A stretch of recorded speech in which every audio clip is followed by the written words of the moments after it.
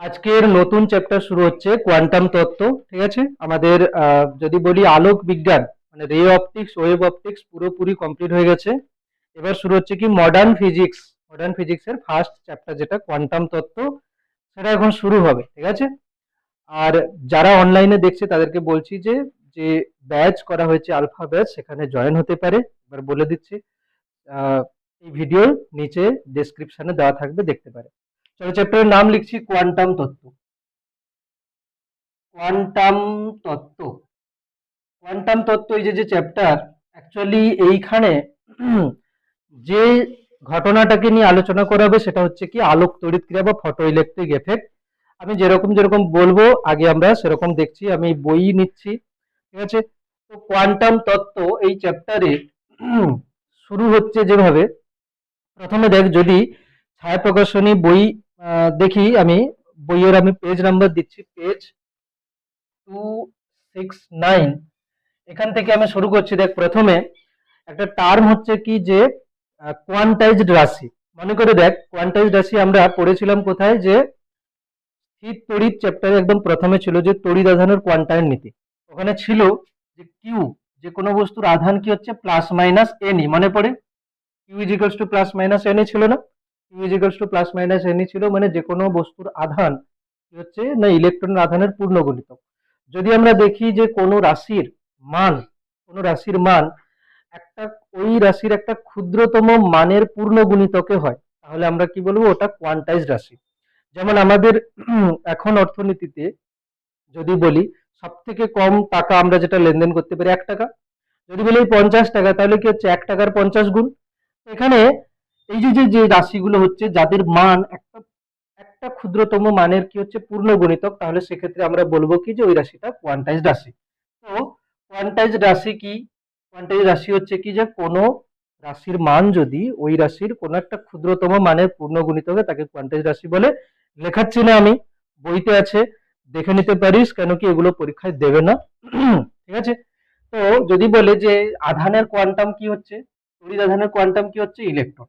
তড়িৎ আধানের কোয়ান্টাম কি হচ্ছে ইলেকট্রন। এটা আমি বই থেকে আন্ডারলাইন করে দিচ্ছি।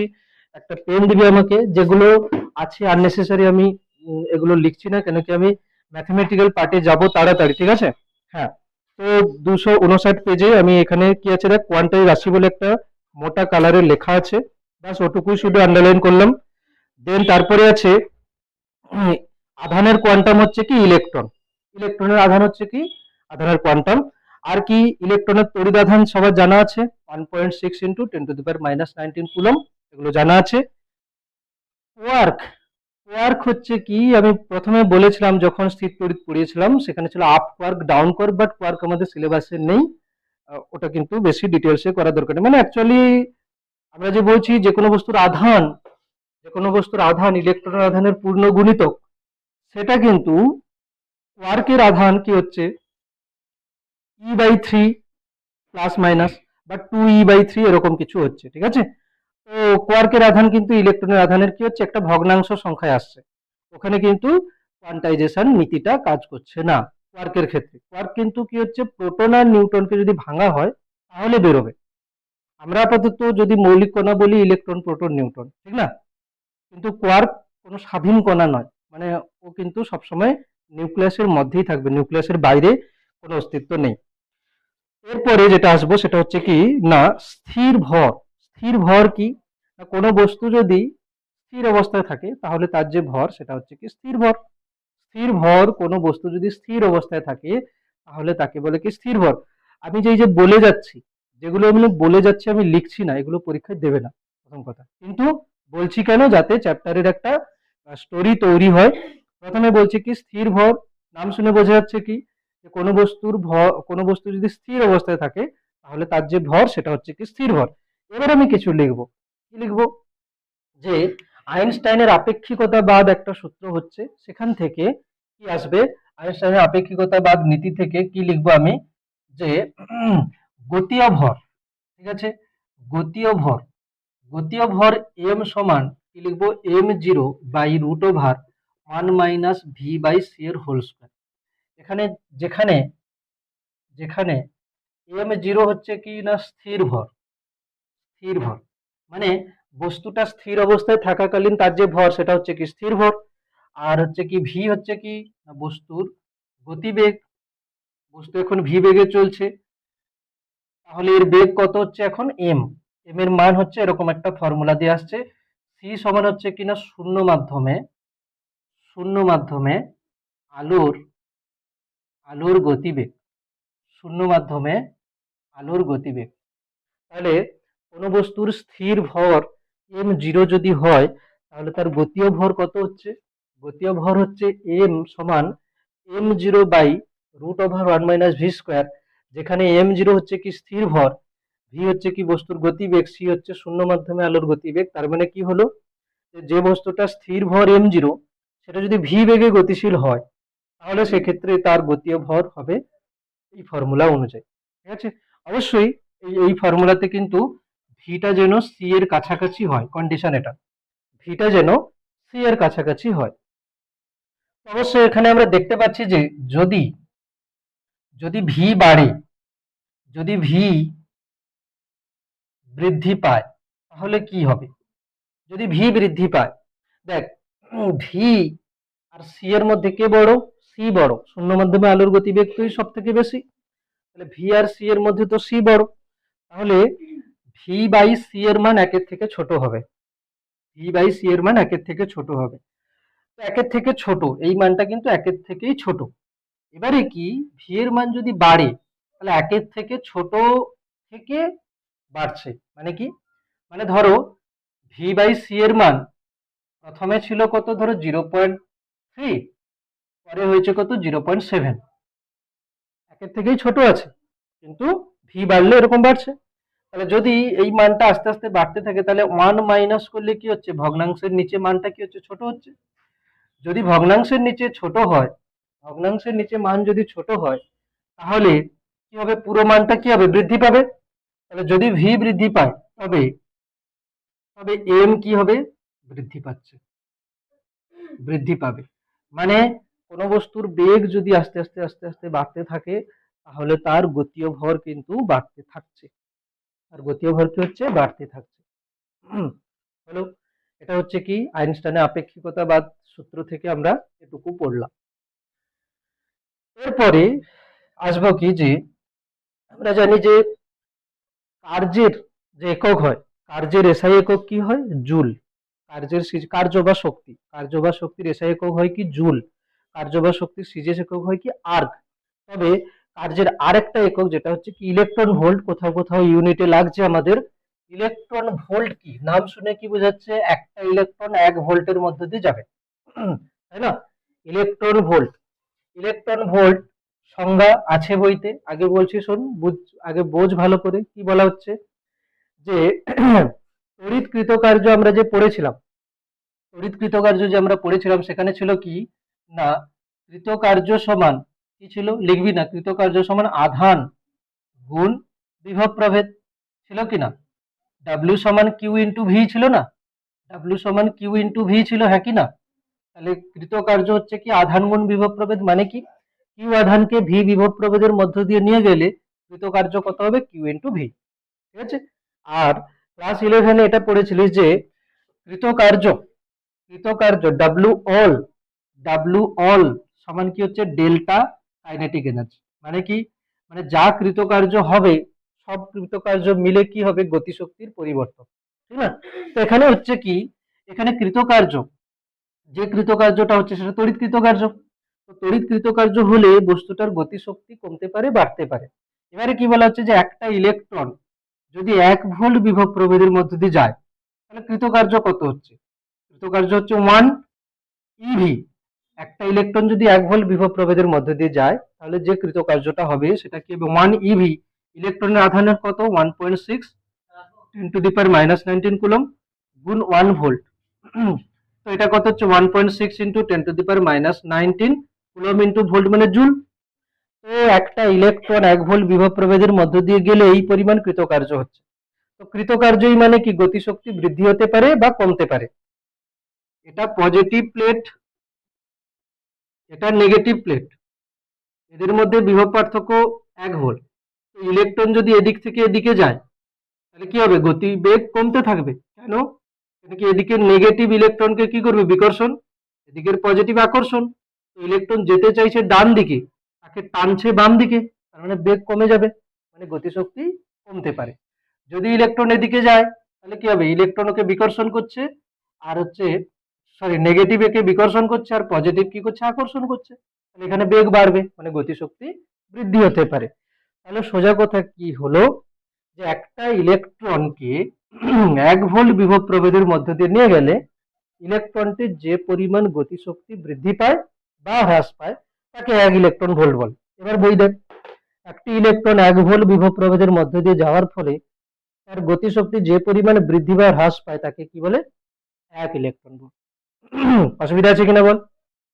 একটি ইলেকট্রন 1 ভোল্ট বিভব প্রভেদের মধ্য দিয়ে যাওয়ার ফলে তার গতিশক্তি যে পরিমাণ বৃদ্ধি বা হ্রাস পায় তাকে 1 ইলেকট্রন ভোল্ট বলে।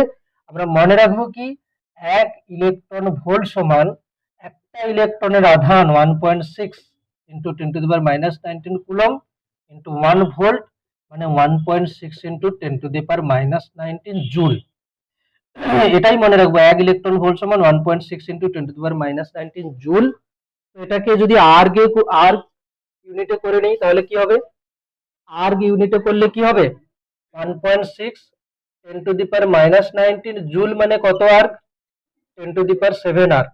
তাহলে হয়ে যাবে কত, 1.6 ইন্টু 10⁻12 আর্ক। এটা ইউনিট চেঞ্জের ক্ষেত্রে লাগবে।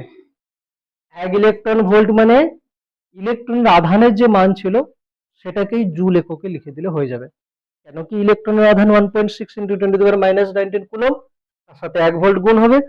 বইতে আছে, বইতে আছে, একবার রিডিং করে নিলে হবে। তাহলে আমাদের 269 পেজ হলো কমপ্লিট। 269 পেজ হচ্ছে কমপ্লিট। এবারে একটা অঙ্ক আছে, অঙ্ক আছে কি না, তাহলে এখান থেকে কি মনে রাখতে হবে, পুরো যে পড়া হলো সেখান থেকে আমি দুটো জিনিস বলেছি যেটা মনে রাখার মতো, m সমান m0 বাই √1 - v/c এর হোল স্কয়ার, আর ইলেকট্রন ভোল্ট মানে কত জুল হচ্ছে বা কত আর্ক হচ্ছে, ঠিক। এবার একটা অঙ্ক দিয়েছে, যেটা অঙ্কতে বলেছে কি, যে 2 ইন্টু 10⁻7 মিটার পার সেকেন্ড বেগে গতিশীল কোন ফটো ইলেকট্রনের গতিশক্তি কত। 2 ইন্টু 10⁻7 মিটার পার সেকেন্ড বেগে গতিশীল কোন ফটো ইলেকট্রনের গতিশক্তি কত। ফটো ইলেকট্রন মানে কি, ফটো ইলেকট্রন মানে ধরো একটা ধাতব প্লেট, এই ধাতব প্লেটে যদি আলো এসে পড়ে তাহলে সেখান থেকে কি হবে, ইলেকট্রন নির্গত হবে। এই যে ইলেকট্রন গুলো নির্গত হচ্ছে, এই ইলেকট্রন গুলোকে কি বলে, ফটো ইলেকট্রন। আলো এসে পড়লে ধাতু থেকে যে ইলেকট্রন বেরোচ্ছে তাকে ফটো ইলেকট্রন বলছে। ফটো ইলেকট্রন হোক আর যাই হোক, ইলেকট্রনই তো না, বোঝা গেল কিনা, ফটো ইলেকট্রন হোক আর যাই হোক ইলেকট্রনই তো বলেছে। তো ইলেকট্রনের বেগ বলেছে, এটা গতি শক্তি চাইছে, বল ইলেকট্রনের ভর কত হয়, 9.1 10⁻⁻, এখানে বইতে কি ডেটা দেওয়া আছে দেখছি, 10⁻⁻28 গ্রাম, এটা দেওয়া আছে বইয়ের হিসাবে। তাহলে ফটো ইলেকট্রনের বেগ দেওয়া আছে, ভর দেওয়া আছে। আমি যেহেতু বেগকে মিটার পার সেকেন্ড মানে এসআই এককে নিয়েছি, তাহলে ভরকেও এসআই এককে নেওয়া উচিত। তাহলে কি হবে, 9.1 ইন্টু 10⁻, গ্রামকে কেজিতে করতে গেলে কি করতে হবে, 1000 দিয়ে ভাগ, মানে কি হবে 10⁻31 কেজি হয়ে যাবে। এবারে হচ্ছে কি, কাইনেটিক এনার্জি মানে কি হয়, half M V square. Kinetic energy মানে কি হচ্ছে, হাফ এম ভি স্কোয়ার। সমস্ত মান বসালে কি এককে আসবে, জুল এককে আসবে, নাকি না, জুল এককে আসবে। প্রশ্নতে বলেছে কত ইলেকট্রন ভোল্ট হবে উত্তর। দেখ, ভি এর মান মিটার পার সেকেন্ড এসআই তে দেওয়া আছে, ভরের মান গ্রামে দেওয়া আছে, কেজিতে করেছে।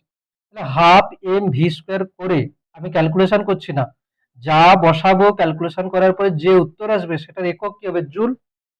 আর যে মানে শক্তির এসআই একক জুল। কিন্তু প্রশ্নতে বলেছে কত ইলেকট্রন ভোল্ট হবে, তাহলে জুলকে ইলেকট্রন ভোল্টে কনভার্ট করতে হবে, হ্যাঁ কি না। জুলকে ইলেকট্রন ভোল্টে কনভার্ট করলে কি হবে, যে জুল একক এসছে, বল এক ইলেকট্রন ভোল্ট সমান কত পেয়েছি? 1.6 10⁻⁻19 জুল। তাহলে 1 জুল মানে কি হবে? 1.6 নিচে 10⁻⁻, ইলেকট্রন ভোল্ট। তাহলে যা আছে মান থাকলো, জুলকে আমি ইলেকট্রন ভোল্ট করব কিভাবে?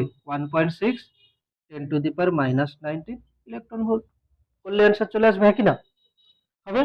আমি জাস্ট প্রসেস বলছি, ক্যালকুলেশন তো হবে। ঠিক আছে, 270 পেজের অঙ্ক হলো এটা। এবারে এইটুকু ছোট জিনিস হওয়ার পরে এবার আমি কিছু বলছি, ভালো করে মন দিয়ে শুনবে। ঠিক আছে, এখানে বোঝার মতো কিছু নেই। ঠিক আছে, সহজ জিনিস, করা যাবে, অসুবিধা তো নেই। হ্যাঁ, এবার আমি যেটা বলছি সেটা হচ্ছে কি, প্রথম যখন দেখ, নিউটন কিন্তু সব জায়গায় মাথা মেরে রেখেছে। ঠিক আছে, নিউটন কিন্তু প্রত্যেকটা ফিজিক্সের টপিকের উপরে তার কিছু না কিছু অবদান আছে। তো যখন প্রথম আলো নিয়ে কিছু কথা হচ্ছে, তখন নিউটন প্রথম যেটা বলেছিল যে আলো হচ্ছে কি কণার স্রোত। নিউটনের যে কথা সেটা হচ্ছে কি, আলো হচ্ছে কণার স্রোত। এবং নিউটন বলেছিল যে ঘন মাধ্যমে, ভালো করে শুনবি, ঘন মাধ্যমে আলোর গতিবেগ বেশি। কিন্তু আমরা এখন পড়ি কি, নিউটন বলেছিল ঘন মাধ্যমে আলোর গতিবেগ বেশি, লঘু মাধ্যমে কম। আমরা এখন কি পড়ি? লঘু মাধ্যমে আলোর গতিবেগ বেশি, ঘন মাধ্যমে কম। মানে যেটা বলেছিল সেটা ভুল বলে প্রমাণিত হয়েছে। তো নিউটন প্রথম বলেছিল যে আলো কিন্তু কণার স্রোত। তারপরে আসে কে? হাইগেন্স। হাইগেন্স এসে বলে প্রথম যে আলো কিন্তু এক প্রকার তরঙ্গ, এবং সেখান থেকে হাইগেন্সের নীতি আমরা পড়ি। কিন্তু আলো যে তরঙ্গ, এই কথাটা সবাই খুব একটা মেনে নিতে পারেনি, কেন কি তখন নিউটনের প্রভাব বেশি। ঠিক আছে, তো আলো এক প্রকার তরঙ্গ এই কথাটা বলেছে, তরঙ্গ তত্ত্ব দিয়েছে, বাট এক্সপেরিমেন্টালি কিন্তু দেখানো যায়নি যে আলো এক প্রকার তরঙ্গ বলে। ফলে এই কথাটা কিন্তু তখন খুব একটা কেউ গ্রহণ করেনি। এরপরে আসে কি, থমাস ইয়ং। ইয়ং এর ডাবল স্লিট এক্সপেরিমেন্ট থেকে আমরা দেখেছি যে এরকম দুটো ছিদ্র ছিল, এবং দেখেছি যে পর্দাতে কোথাও আলো পাওয়া যাচ্ছে আর কোথাও অন্ধকার হচ্ছে। যদি নিউটনের কথা অনুযায়ী আলো কণার স্রোত হয়, তাহলে এখান থেকে কিছু কণা যাচ্ছে আর এখান থেকে কিছু কণা যাচ্ছে, এখানে যদি গিয়ে মেলে, কণা, দুটো কণা যদি যুক্ত হয়, কণা নেই হতে পারে? কোনোদিন হতে পারে না। অন্ধকার মানে কি? ওখানে আলো নেই। তো আলো যদি কণারই স্রোত হয়, যেখানে অন্ধকার হচ্ছে, এই কথাটা কিন্তু কণা তত্ত্ব দিয়ে ব্যাখ্যা করা যাবেই না। ঠিক, তরঙ্গ তত্ত্ব হলে কি হবে না, দুটো তরঙ্গের বিস্তার, দুটো তরঙ্গের আমি সমীকরণকে যোগ করে দশা পার্থক্য হিসাব করে বলতে পারি যে কোথাও লব্ধি তরঙ্গের বিস্তার 0 হতে পারে। তো এইখান থেকে কিন্তু ইয়ং এর ডাবল স্লিট এক্সপেরিমেন্ট থেকেই প্রমাণ হয়ে যায় যে আলো এক প্রকার তরঙ্গ। তখন হাইগেন্সের কথাটাকে সবাই মেনে নেয় যে হ্যাঁ, আলো এক প্রকার তরঙ্গ হচ্ছে, এবং বলা হয় যে ঠিক আছে, আলো যদি তরঙ্গ হচ্ছে এখানটায়, তাহলে নিশ্চয়ই প্রতিফলন আর প্রতিসরণটাকেও ব্যাখ্যা করা যাবে। আমরা প্রমাণও করেছি হাইগেন্সের নীতির সাহায্যে প্রতিফলনের সূত্র, হাইগেন্সের নীতির সাহায্যে প্রতিসরণের সূত্র হয়েছে। ঠিক আছে, তাহলে আলটিমেটলি ফাইনাল দাঁড়ালো কি, যে আলো এক প্রকার তরঙ্গ। আলো এক প্রকার তরঙ্গ, লিখবি না, আলো এক প্রকার হচ্ছে তরঙ্গই হচ্ছে। ঠিক আছে, বেশ কিছুদিন যাওয়ার পরে একটা ঘটনা আসে, যেটাকে কি বলছে, যে আলোক তড়িৎ ক্রিয়া। সেখানে দেখা যাচ্ছে যে এই ধাতব প্লেটে যদি আলো এসে পড়ে, সেখান থেকে ইলেকট্রন নির্গত হচ্ছে। এটাকে বলছে ফটো ইলেকট্রিক ক্রিয়া। মানে আলোক তড়িৎ ক্রিয়া কি হচ্ছে, আলো এসে পড়লে সেখান থেকে ইলেকট্রন বেরোচ্ছে, মানে আধান বেরোচ্ছে। এই আধানগুলো থেকে আমি কারেন্ট করতে পারি, তার মানে আমি আলো ফেলেছি, কারেন্ট তৈরি হচ্ছে, আলোক তড়িৎ ক্রিয়া। এইটাকে কোনোভাবে তরঙ্গ তত্ত্ব দিয়ে ব্যাখ্যা করা যাচ্ছেই না, কোনোভাবে। তখন আইনস্টাইন এসে এখান থেকে ধরে নেয় যে আলো হচ্ছে কণার স্রোত, এবং সেই কণার নাম ফোটন বলে বাকি ক্যালকুলেশন করে তার উপরে নোবেল প্রাইজ পেয়ে যায়। ঠিক আছে, তো আইনস্টাইন যে এত কিছু কাজ করেছে, থিওরি অফ রিলেটিভিটি, ই সমান এমসি স্কোয়ার, এত কিছু, তার উপরে কিন্তু নোবেল প্রাইজ পায়নি। এইটুকু ছোট্ট ঘটনা, যেটা এই ফটো ইলেকট্রিক এফেক্ট, তার উপরে কিন্তু নোবেল প্রাইজ পেয়েছে এই কারণে, কারণ কি থিওরি খাতা কলমে হলেই নোবেল প্রাইজ দেওয়া হয় না, যদি ওটা এক্সপেরিমেন্টালি প্রুভ করা যায় তবে গিয়ে দেওয়া হবে। এখানে এক্সপেরিমেন্টালি প্রুভ হয়ে গিয়েছিল ইকুয়েশন সবই, এই জন্য এটার উপরে নোবেল প্রাইজ পেয়েছে। তো সেই আবার কিন্তু চলে আসে দুটো দুটো মানে পথ হয়ে যায়, যে আলো তরঙ্গ এক সাইডে বলছে কেউ কেউ, আবার এক সাইডে কেউ কেউ বলছে আলো হচ্ছে কি কণার স্রোত।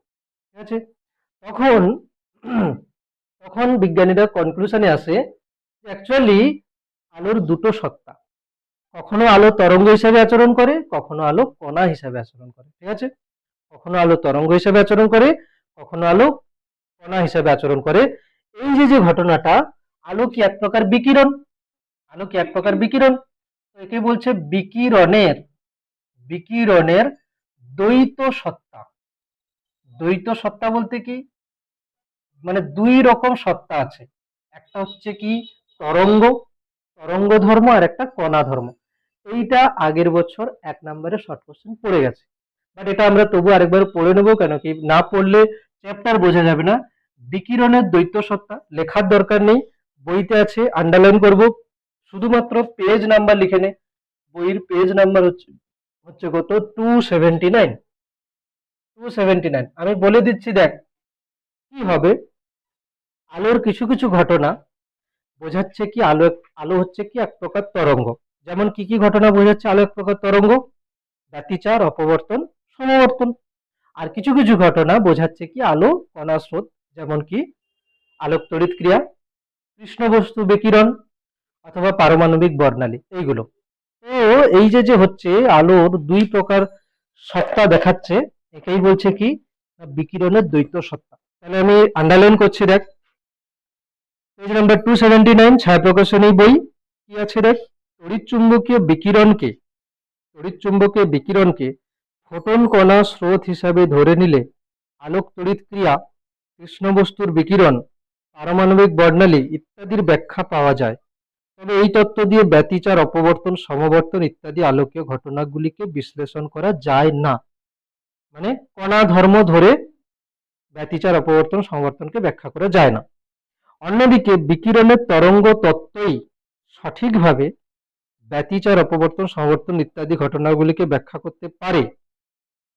সুতরাং আধুনিক মতে পরীক্ষাভেদে বিকিরণ কখনো তরঙ্গের মতো, আবার কখনো কণা স্রোতের মতো আচরণ করে। অর্থাৎ বিকিরণের দুটি রূপ, একটা হচ্ছে তরঙ্গ রূপ আর একটা কণা রূপ। একেই বলে তরঙ্গ কণিকা দ্বিত্ব। একে কি বলে, তরঙ্গ কণিকা দ্বিত্ব। ঠিক আছে, এবারে কথা হচ্ছে কি, যে এই যে যে ব্যাপারটা হচ্ছে, একজন বিজ্ঞানী যার নাম হচ্ছে লুই ডি ব্রগলি। ঠিক আছে, লুই ডি ব্রগলি, এই বিজ্ঞানী কি করে, যে দেখ আমরা দেখেছি যে প্রকৃতিতে সমস্ত কিছু কিন্তু সিমেট্রিক। যেমন প্রকৃতিতে যদি ভালো থাকে তাহলে অবশ্যই খারাপ থাকবে, যদি কোথাও উঁচু জায়গা থাকে অবশ্যই নিচু জায়গা থাকবে, ঠান্ডা থাকলে গরম থাকবে। এটা আমরা দেখ যখন আমাদের ফার্স্ট মানে থার্ড সেমিস্টারে যখন পড়া হচ্ছিল, তখন আমরা দেখেছি যে আধান যদি স্থির থাকে তাহলে কি তৈরি করে, তড়িৎ ক্ষেত্র। আধান যদি গতিশীল হয় কি তৈরি করে, কারেন্ট। সেই কারেন্ট কি করে, তার চারপাশে চুম্বক ক্ষেত্র। তার মানে তড়িৎ ক্ষেত্র তৈরি করছে চুম্বক ক্ষেত্র। এটা হচ্ছে যে আধান যদি গতিশীল হয় কারেন্ট হবে, কারেন্ট হলে চুম্বক ক্ষেত্র হচ্ছে, মানে তড়িৎ ক্ষেত্র থেকে চুম্বক ক্ষেত্র পাওয়া যাচ্ছে। তারপরে একটা চ্যাপ্টার ছিল আমাদের তড়িৎ চুম্বকীয় আবেশ। যদি কোনো পরিবাহী লুপের সঙ্গে জড়িত চৌম্বক ফ্লাক্স যদি চেঞ্জ হয়, মানে চৌম্বক ক্ষেত্র যদি চেঞ্জ হয়, তাহলে তার সেখানে কি হয়, তড়িৎ চালক বল আবিষ্ট হয়। তার মানে চুম্বক ক্ষেত্র থেকে তড়িৎ ক্ষেত্র তৈরি হচ্ছে, তার মানে সিমেট্রিক হয়ে গেল না। তড়িৎ ক্ষেত্র থেকে যখন চুম্বক ক্ষেত্র হচ্ছে, তাহলে ঘুরে কিন্তু চুম্বক ক্ষেত্র থেকে তড়িৎ ক্ষেত্রও তৈরি হচ্ছে। এইখানে কিন্তু ইলেকট্রোডাইনামিক্স পুরোপুরি ভাবে ক্লোজ হয়ে যায়, যে একটা সার্কেলে কমপ্লিট হয়ে গেছে। এরপরে বলা হয়েছিল যে আধান যদি ত্বরণ সহ গতিশীল হয়, তাহলে সেখান থেকে কি হচ্ছে, তড়িৎ চুম্বকীয় তরঙ্গ তৈরি হচ্ছে। এবং সেই তড়িৎ চুম্বকীয় তরঙ্গের একটা পার্ট হচ্ছে কি দৃশ্যমান আলো। এখন আমরা আলো নিয়ে পড়ছি। ঠিক আছে, তো প্রকৃতিতে সমস্ত কিছু কিন্তু প্রতিসাম্য হিসাবে থাকে। তাহলে বিকিরণের যদি দুই প্রকার সত্তা থাকে, আমাদের প্রকৃতিতে দুটো জিনিস আছে, বলতে গেলে কি আছে, পদার্থ আর শক্তি। যা কিছু আছে আমি বলতে পারি কি হয় পদার্থ না হলো শক্তি। তো বিকিরণ মানে কি শক্তি, এর দুটো রূপ হচ্ছে তরঙ্গ রূপ, কণা রূপ। তাহলে পদার্থেরও তো দুটো সত্তা থাকা উচিত, কণা রূপ আর তরঙ্গ রূপ। বিকিরণ যদি তরঙ্গ আর কণা দুটো রূপে হয়, তাহলে কণাও মানে পদার্থ, কোথাও কোথাও পদার্থ তো অবশ্যই কণা রূপে আচরণ করে, আবার পদার্থ কিন্তু কখনো কখনো তরঙ্গ রূপেও আচরণ করতে পারে। তো এই জন্য কিছু কিছু কথা আছে যেগুলো আমরা পড়ে নিচ্ছি 280 পেজ বইয়ের, 280 পেজ। লুই ডি ব্রগলি কি বলছে, যেগুলো বলছে এগুলো পরীক্ষায় আসবে না, আমি যেটা পরীক্ষা আসবে সেটা আমি ইম্পর্টেন্ট বলে দেবো। কি বলছে শোন, আগে শোন ভালো করে। কি বলছে, 1 নম্বরই বলছে প্রকৃতি প্রতিসাম্য পছন্দ করে। তাই প্রকৃতির দুটি সত্তা পদার্থ এবং শক্তি অবশ্যই পারস্পরিক প্রতিসাম্যে থাকবে। প্রকৃতির দুটি সত্তা পদার্থ এবং শক্তি অবশ্যই পারস্পরিক সাম্যে থাকবে। 2 নম্বর কি বলছে, শক্তি মানে কি বিকিরণ যদি তরঙ্গরূপী এবং কণারূপী হয়, তবে পদার্থ কণারূপী এবং তরঙ্গরূপী হবে, ঠিক না? শক্তি আর পদার্থ দুটোই তো সত্তা আছে প্রকৃতিতে। তো শক্তির যদি মানে বিকিরণ, শক্তি মানে কি বিকিরণ, এর যদি দুটো সত্তা থাকে, মানে পদার্থ এবং একটা হচ্ছে কি কণা ধর্ম আর একটা তরঙ্গ ধর্ম, তাহলে পদার্থ কিন্তু কণারূপী এবং তরঙ্গরূপী হচ্ছে। আর কি, একটা কণা যদি কোথাও গিয়ে ধাক্কা দিই, মানে আমি ছুঁড়ে যদি মারি, এই হচ্ছে মানে হচ্ছে বোর্ডে যদি আমি কোনো বল ছুঁড়ে মারি, তাহলে কি হবে, এই বল গিয়ে বোর্ডের সঙ্গে শক্তি হস্তান্তর করবে, ঠিক আছে, এখান থেকে গতি শক্তি নিয়ে যাচ্ছে, কিছু তো শক্তি চেঞ্জ হবে এবং ভর বেগেরও স্থানান্তর ঘটাবে, ঠিক না? তাহলে কণা শক্তি এবং ভরবেগ স্থানান্তরিত করে, হস্তান্তর করে, তাহলে তরঙ্গও কিন্তু শক্তি এবং ভরবেগ স্থানান্তরিত করবে, হস্তান্তর করবে। শক্তি সরি তরঙ্গ তরঙ্গ কিন্তু শক্তি বয়ে নিয়ে যায়, এটা আমরা জানি। অবশ্যই যদি সূর্যের আলোক রশ্মি এসে এখানে পড়ে, একটা সময় পরে তলটা গরম হবে কি হবে না, হবে, শক্তি স্থানান্তর হচ্ছে। আবার ভরবেগেরও স্থানান্তর হবে, আমরা দেখবো একটু পরে। তাহলে তাহলে আলো যেটা বলছি, সে শক্তি বয়ে নিয়ে যায়, সঙ্গে ভরবেগও নিয়ে যাচ্ছে, ঠিক আছে। এবারে আমরা পড়বো কি না, ডি ব্রগলি প্রকল্পের সম্পূর্ণ বিবৃতি, যেটা এই বছর পরীক্ষায় পড়ার চান্স খুবই। এত বলতে আগে একবার দেখে নে কি কি বলেছে, যতটা পড়ালাম একবার পুরোপুরি ভাবে দেখে নে, তারপরে আমি ডি ব্রগলি প্রকল্প বলবো এবং সেখান থেকে আমাদের শুরু হয়ে যাবে নিউমেরিক্যাল পার্ট যেটা, এবং কোশ্চেন এখান থেকেই আসবে। বাকিগুলো যেগুলো হলো তার মধ্যে একটা 1 নম্বরে শর্ট কোশ্চেন, ওই যে বিকিরণের দ্বৈত সত্তা, এটা আগের বছর পড়ে গেছে, মানে এবছর দেবে না। আর ওদিকে আমি বলেছি ইলেকট্রন ভোল্ট একটা শক্তির একক।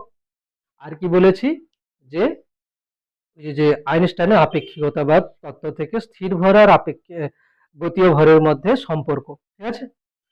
এইটুকু জিনিস হয়ে গেলে একবার দেখে নে পুরোটা, তারপরে আমি ডি ব্রগলি প্রকল্পের সম্পূর্ণ বিবৃতি যেটা আছে সেটা বলছি, একবার দেখে নে পুরো। চল এবার হেডিং লেখ, ডি ব্রগলি প্রকল্প। ডি ব্রগলি প্রকল্প, ডি ব্রগলি প্রকল্প,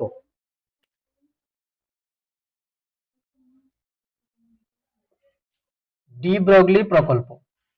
তাহলে ডি ব্রগলি তাহলে কি বলছে, ডি ব্রগলি বলছে যে কণা ধর্মের সাথে তরঙ্গ ধর্মের একটা লিঙ্ক হচ্ছে। আমরা এত সময় কি পড়লাম, যে তরঙ্গ কখনো কখনো কণা রূপে এবং কণা কখনো কখনো তরঙ্গ রূপে আচরণ করে, ঠিক না? তো সেইটাকে ডি ব্রগলি একটা সূত্রের সাহায্যে, একটা তত্ত্বের সাহায্যে বলছে, সেটা আমরা কি বলছি শোন, বই থেকে আমি পড়ছি।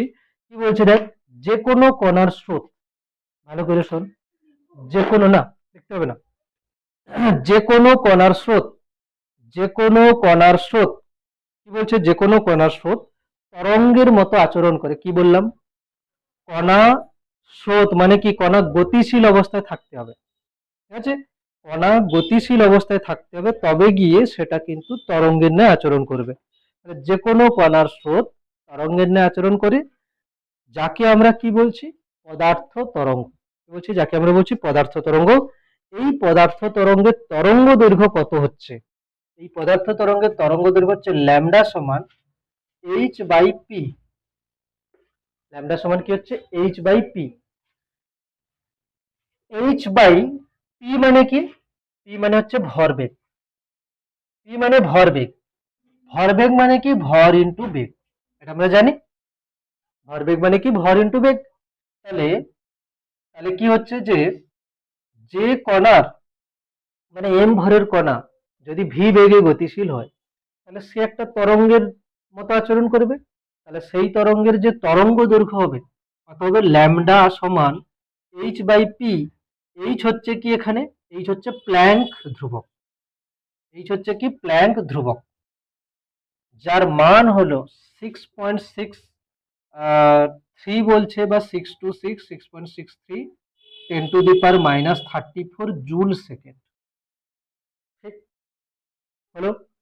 বিবৃতি বই থেকে লিখবি, দেন এটা আমি যে লিখলাম, দেখ বই থেকেও আছে। তাহলে 6.63 ইন্টু 10⁻⁻34 জুল সেকেন্ড। তাহলে পুরো পুরো যে বিবৃতি সেটা আমরা বলেছি। এবং আমাদের যেটা মনে রাখতে হবে, ল্যামডা সমান কি হচ্ছে, এইচ বাই পি, এবং এইচ বাই এম ভি হচ্ছে। হ্যাঁ, দুটো দেওয়া আছে না, সম্পূর্ণ বিবৃতির কথা বলছি, ওটা লিখতে হবে না কিছু, সম্পূর্ণ বিবৃতি। হ্যাঁ, এবারে কিছু কিছু কথা লিখতে হবে না, লিখতে হবে না, এগুলো বইতে আছে, এগুলো লিখতে হবে না। আমরা ম্যাথ করব একটু পরেই, ঠিক আছে। আমি আননেসেসারি লিখে সময় ওয়েস্ট করতে, সেই কথা আমি দেখে বলবো, এখান থেকে লিখবি, দরকার নেই। এবার দেখ 1 নম্বর পয়েন্ট কি বলছে। 1 নম্বর পয়েন্ট বলছে যে যদি ভি জিরো হয়, ভি সমান যদি জিরো হয়, বলতো যদি কণার বেগ জিরো হয়, তার মানে কি কণা স্থির, তাই না? যদি বেগ জিরো হয়, কণা স্থির, তাহলে বল ল্যামডা কত আসবে, এইচ বাই জিরো, মানে কি ইনফিনিটি। তার মানে তরঙ্গ হিসাবে আচরণই করবে না। তার মানে কণা স্থির থাকলে তরঙ্গ হচ্ছে না, কণাকে গতিশীল হতে হবে। প্রথম পয়েন্ট, ভি যদি জিরো হয় তবে ল্যামডা ইনফিনিটি। এর অর্থ হলো কেবলমাত্র গতিশীল কণার সঙ্গেই তরঙ্গ জড়িত থাকে। Clear, first point. Second point কি, সেকেন্ড পয়েন্ট হচ্ছে যে এই যে যে ল্যামডা, এই ল্যামডার ইকুয়েশনে কোথাও আধান আছে, বল দেখে, কোথাও আধান আছে, আধান নেই। তার মানে এই যে যে পদার্থ তরঙ্গের তরঙ্গ দৈর্ঘ্য, কণাটা আহিত না অনাহিত তার উপর ডিপেন্ড করছে কি, করছে না। এখানে তো আধানের কোনো ব্যাপারই নেই, এখানে আধান কোনো টার্মই নেই, ঠিক আছে। ওই জন্য বলা হচ্ছে কি, কণাটি আহিত না অনাহিত তার উপর ডি ব্রগলি তরঙ্গ দৈর্ঘ্য নির্ভর করে না। এর অর্থ কি, এর অর্থ হচ্ছে পদার্থ তরঙ্গ তড়িৎচুম্বকীয় তরঙ্গ নয়, পদার্থ তরঙ্গ তড়িৎচুম্বকীয় তরঙ্গ নয়। কিন্তু আলো এক প্রকার কি তরঙ্গ, তড়িৎচুম্বকীয় তরঙ্গ। বোঝা গেল কি? তাহলে পদার্থ তরঙ্গের সঙ্গে আলোক তরঙ্গের একটা পার্থক্য হচ্ছে না, এটা আগের বছর পড়েছিল। পদার্থ তরঙ্গের সঙ্গে আলোক তরঙ্গের একটা পার্থক্য কি, এখানে একটা পার্থক্য দেওয়া আছে, এখানে একটা পার্থক্য দেওয়া আছে কি, পদার্থ তরঙ্গের যে তরঙ্গ দৈর্ঘ্য, সেটা কণাটা আহিত না অনাহিত তার উপর ডিপেন্ড করছে না। তার মানে পদার্থ তরঙ্গ কোনো তড়িৎচুম্বকীয় তরঙ্গ নয়, ঠিক। কিন্তু আলোক তরঙ্গ হচ্ছে কি এক প্রকার তড়িৎচুম্বকীয় তরঙ্গ। আরেকটা পার্থক্য কি, আরেকটা পার্থক্য যেটা তোদের হটসে আছে, হটসের বলে দিচ্ছি কত নম্বর হটস। আরেকটা পার্থক্য যেটা হলো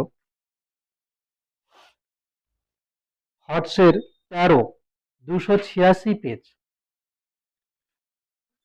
286 পেজ, 286 পেজের দুটো হটস বলে দিচ্ছি, 12 আর 13। 12তে কি আছে হটসটা, পদার্থ তরঙ্গ কি তড়িৎচুম্বকীয় তরঙ্গ, কি হবে না, পদার্থ তরঙ্গ তড়িৎচুম্বকীয় তরঙ্গ নয়। কারণ তড়িৎচুম্বকীয় তরঙ্গ কোথা থেকে উৎপন্ন হয়, তড়িৎচুম্বকীয় তরঙ্গ একটু আগে বলেছি, আধান যদি ত্বরণ সহ গতিশীল হয়, তাহলে সেখান থেকে তড়িৎচুম্বকীয় তরঙ্গ নির্গত হবে। কি বললাম? আধান আধান যদি স্থির থাকে তাহলে কি হবে? কেবলমাত্র তড়িৎ ক্ষেত্র।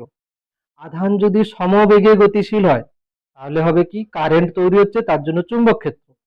আধান যদি ত্বরণ সহ গতিশীল হয় তাহলে সেখান থেকে হবে তড়িৎ চুম্বকীয় তরঙ্গ। তাহলে কি বলছে? পদার্থ তরঙ্গ তড়িৎ চুম্বকীয় তরঙ্গ নয়, কারণ তড়িৎ চুম্বকীয় তরঙ্গ ত্বরণ সহ আধান থেকে উৎপন্ন হয়, কিন্তু পদার্থ তরঙ্গের সঙ্গে তড়িৎগ্রস্ত আধানের কোনো সম্পর্ক নেই। হলো?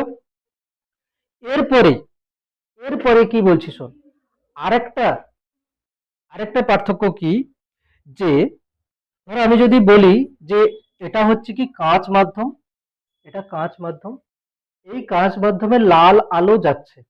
ধরো আমি বলছি এটা হচ্ছে কি কাঁচ মাধ্যম, এই কাঁচ মাধ্যমে লাল রঙের আলো যাচ্ছে। তো কি হবে? ধরো লাল বর্ণের আলোর গতিবেগ আমি ধরে নিচ্ছি কত? 2 × 10⁸ মিটার পার সেকেন্ড। তো এমনটা কি হবে যে এই লাল আলো কাঁচের মধ্যে দিয়ে যেতে যেতে কোথাও বেগ বেড়ে গেছে হঠাৎ করে? হবে না, যা বেগে যাচ্ছে সেই বেগেই যাবে। হ্যাঁ, যদি বলি যে নীল আলোর গতিবেগ আলাদা হতে পারে, বা কাঁচে লাল আলোর যে গতিবেগ আছে জলে অন্য কিছু হতে পারে, বাট কাঁচের মধ্য দিয়ে চলার সময় মানে নির্দিষ্ট মাধ্যমের মধ্য দিয়ে চলার সময় বেগ তো নির্দিষ্ট থাকবে। কিন্তু ভেবে দেখ, একটা এম ভরের পার্টিকেল যে এখন ভি বেগে যাচ্ছে, এখন যে তরঙ্গ দৈর্ঘ্য হচ্ছে, মানে তরঙ্গের যে বেগ হচ্ছে, এই কণাটার বেগ যদি বেড়ে যায় তখন এর সঙ্গে জড়িত তরঙ্গের বেগও বেড়ে যাবে। তার মানে কি হলো? একটা নির্দিষ্ট মাধ্যমের মধ্য দিয়ে আলোক তরঙ্গ যাওয়ার সময় তার বেগ কি থাকে? নির্দিষ্ট। কিন্তু কোন কণার সঙ্গে জড়িত যে তরঙ্গ হচ্ছে তার বেগ কিন্তু কণার বেগের উপর নির্ভর করবে। কণা যদি দ্রুত চলে তাহলে তরঙ্গের বেগও বেড়ে যাবে, কণা যদি ধীরে চলে তাহলে ওর সঙ্গে জড়িত তরঙ্গের বেগও কমে যাবে। তার মানে কি হলো? প্রথম 13 নম্বর হর্টস কি বলছে? যে কোনো মাধ্যমের যে কোনো মাধ্যমে আলোক তরঙ্গের বেগ কি হচ্ছে? ধ্রুবক। যে কোনো মাধ্যমে আলোক তরঙ্গের বেগ হচ্ছে কি? ধ্রুবক। কিন্তু পদার্থ তরঙ্গের বেগ গতিশীল কণাটির বেগের উপর নির্ভরশীল। বোঝা গেছে আশা করি। এবার আমি ওখানেই যাচ্ছি 280 পেজে। আর কি ছিল? 3 নম্বর পয়েন্ট, এম অথবা ভি এর মান যদি বেশি হয়, দেখে বোঝা যাচ্ছে এম বা ভি এর মান যদি বড় হয় তাহলে ভগ্নাংশের নিচে বড় হচ্ছে, তাহলে ল্যামডার মান কি হবে? কমে যাবে। ল্যামডা সমান এইচ বাই পি, এইচ তো ধ্রুবক, নিচে মান যদি বড় হয় তাহলে কি হবে? তরঙ্গ দৈর্ঘ্য কমে যাবে। 4 নম্বর, কণার ভরবেগ বাড়লে কি হবে? তরঙ্গ দৈর্ঘ্য কমে যাবে। কি করবি?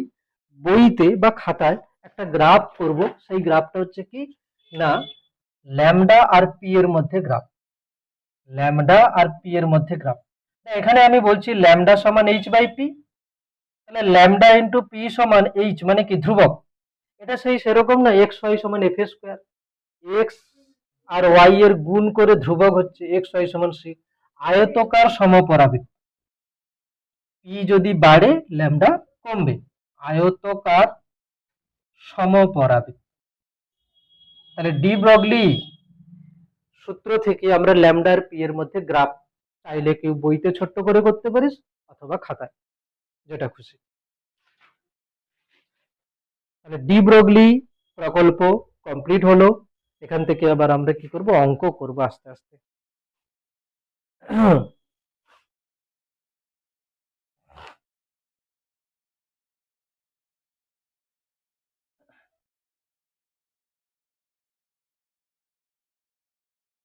ডি ব্রগলি প্রকল্প থেকে ল্যামডা এবং পি এর গ্রাফ আয়তকার সমপরাবৃত্ত হচ্ছে, মানে পি যদি বাড়ে ল্যামডা কমে যাচ্ছে। ক্লিয়ার? পি যদি বাড়ে ল্যামডা কমে যাচ্ছে। এইবারে অঙ্ক করার ক্ষেত্রে কিছু কিছু জায়গায় আমরা কি করছি, দেখ এই যে কোশ্চেন যেটা হচ্ছে কি, কোথাও কোথাও কোথাও কোথাও আমাদেরকে কি করবে, যে শক্তি দিয়ে দেবে, সেখান থেকে বলবে যে ল্যামডা বার করো, শক্তি দিয়ে দেবে, সেখান থেকে ল্যামডা বার করতে বলতে পারে। তো আমি এখানে করলাম কি, আমি ডি ব্রগলি ফর্মুলা যেটা ল্যামডা সমান এইচ বাই পি কে রাখছি, এইচ বাই এম ভি, থাকছে এটা, ঠিক। এবারে হয়েছে কি, ধরো বললো কারোর গতি শক্তি দেওয়া আছে, কি দেওয়া আছে, গতি শক্তি, গতি শক্তি, ঠিক আছে। ধরো বললো গতি শক্তি কত দেওয়া আছে, ই, গতি শক্তি সমান ই দেওয়া আছে, ই, ঠিক আছে, কারোর গতি শক্তি কত দেওয়া আছে, ই, হলো। এবার আমাকে ধরো বলছে ল্যামডা বার করো, ল্যামডা বার করো, তখন আমি কি কি করব, দেখ ল্যামডা যখন আমি ফর্মুলা দেখছি ল্যামডা সমান এইচ বাই পি, আছে পি ভরবেগ আর দেওয়া আছে কি গতি শক্তি, তাহলে কোথাও না কোথাও আমাকে গতি শক্তি থেকে ভরবেগ বার করে এখানে বসাতে হবে। তো দেখ আমি দেখাচ্ছি, এম ভরের কণার গতিবেগ যদি ভি হয়, এম ভরের কণার কণার বেগ ভি হলে গতি শক্তি কি হয়, হাফ এম ভি স্কোয়ার সমান ই, একই না, হাফ এম ভি স্কোয়ার সমান ই। এখান থেকে আমি লিখতে পারি হাফ, কায়দা করে আমি লিখছি কি একে এম স্কোয়ার ভি স্কোয়ার আর নিচে একটা এম নিলাম, অসুবিধা তো নেই, এম গুণ এম ভাগ, এম গুণ এম ভাগ হলে হলে কি হবে এটা, এম ভি এর হোল স্কোয়ার, এম ভি মানে কি পি, এম ভি মানে কি পি, তাহলে P square by two M সমান ই। এটা হচ্ছে কি পি আর এম এর মধ্যে সম্পর্ক, বা আমি লিখতে পারি পি সমান root over two M E. তাহলে আমি ল্যামডা সমান এইচ বাই কোথাও লিখতে পারি root over two M E, এটা একটা লেখা যেতে পারে, নাকি না, চলো লে, ল্যামডা সমান এইচ বাই পি এটা একটা লেখা যেতে পারে ফার্স্ট এখান থেকে।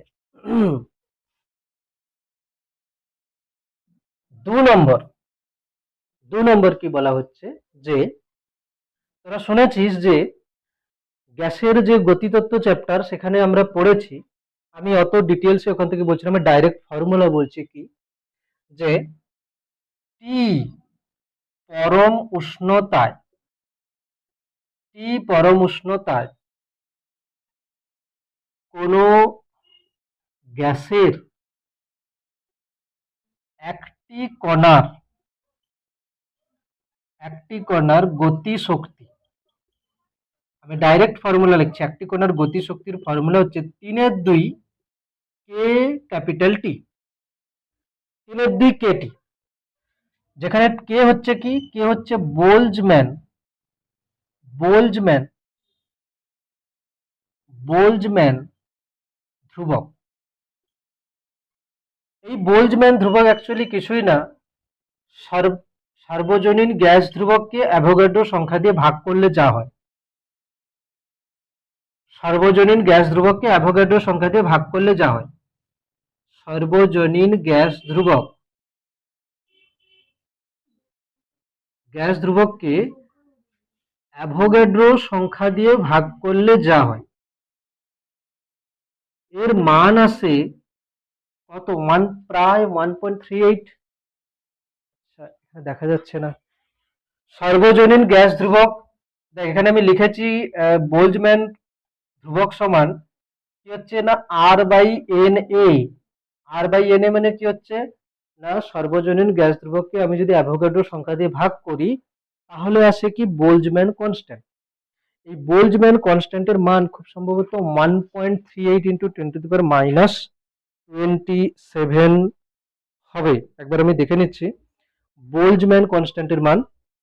বোল্টজম্যান করা যেতে পারে, অ্যাভোগাড্রো সরি সার্বজনীন গ্যাস ধ্রুবকের মান তো আমরা জানি 8.314, ঠিক আছে, এসআই এককে বাই অ্যাভোগাড্রো সংখ্যা দিয়ে ভাগ করলে কিন্তু ওটা আসবে, আমি একবার তবু দেখে নিচ্ছি কত হচ্ছে, 1.38, যতটা আমার মনে পড়ছে, হ্যাঁ 1.38, 1.38, 1.38 বোল্টজম্যান কনস্ট্যান্টের ভ্যালু লিখছি 1.38 ইন্টু 10⁻23 এসআই ইউনিট লিখে দিলাম, এসআই ইউনিট, এত পর্যন্ত লেখ সবাই। এখান থেকে দেখ তাহলে হচ্ছে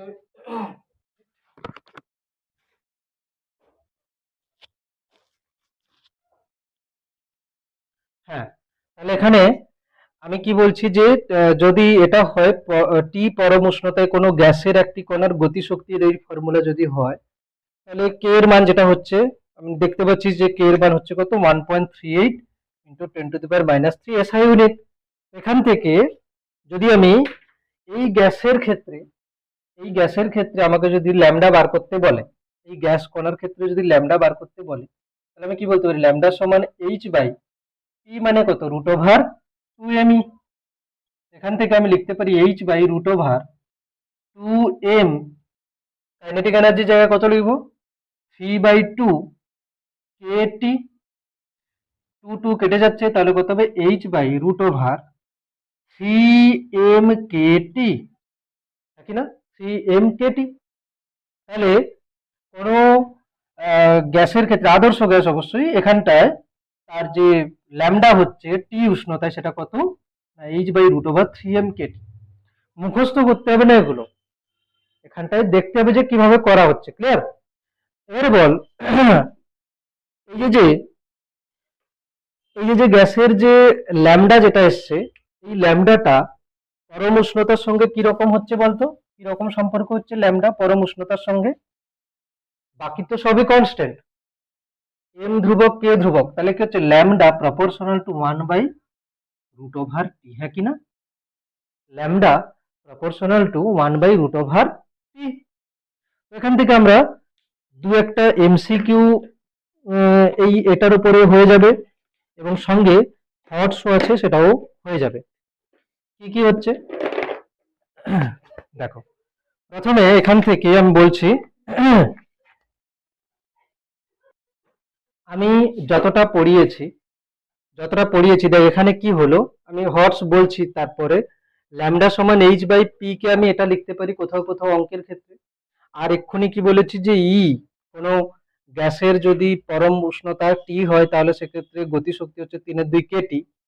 এখান থেকে দেখ ল্যামডা সমান H/√2mE, 2mE জায়গায় কত বসাবো 3/2 kT, 2 কেটে গেলে কত হচ্ছে H/√3mkt। তাহলে এখানে হচ্ছে কত 3m, m হচ্ছে কি বলতো, m হচ্ছে ভর, একটি কণার ভর, m হচ্ছে একটি কণার ভর। তো সেখান থেকে আমরা কি পাচ্ছি যে কোনো গ্যাসের যে ল্যামডা হচ্ছে সেটা পরম উষ্ণতার √এর সঙ্গে ব্যস্তানুপাতিক হচ্ছে। এর উপরে হটসে কোশ্চেন আছে, এমসিকিউ আছে, সেগুলো আমরা করব। আচ্ছা, আর একটা করে নিই, তারপরে আমি সবগুলো হটস একসঙ্গে নিচ্ছি। কি লিখবি, এটা হওয়ার পরে লিখবি যে গতিশীল ইলেকট্রনের ডি ব্রগলি তরঙ্গ দৈর্ঘ্য, গতিশীল ইলেকট্রনের ডি ব্রগলি তরঙ্গ দৈর্ঘ্য, গতিশীল ইলেকট্রনের ডি ব্রগলি তরঙ্গ দৈর্ঘ্য।